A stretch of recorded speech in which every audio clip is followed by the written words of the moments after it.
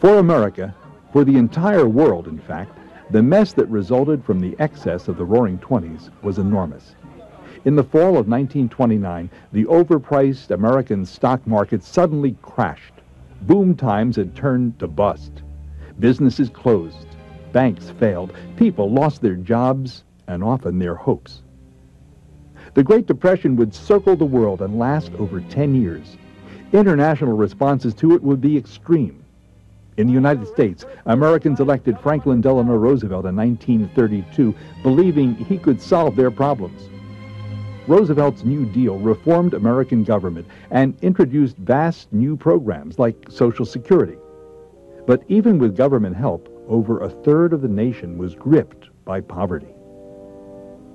John Steinbeck's powerful novel about the Depression, The Grapes of Wrath, followed an impoverished family leaving dust-blown Oklahoma to find a better life in California. One character tells how it feels to be poor and insulted. Okie. Used to mean you was from Oklahoma. Now it means you're scum. Don't mean nothing itself. It's the way they say it.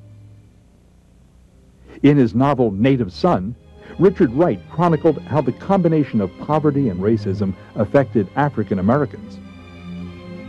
We live here and they live there. We black and they white. They got things and we ain't.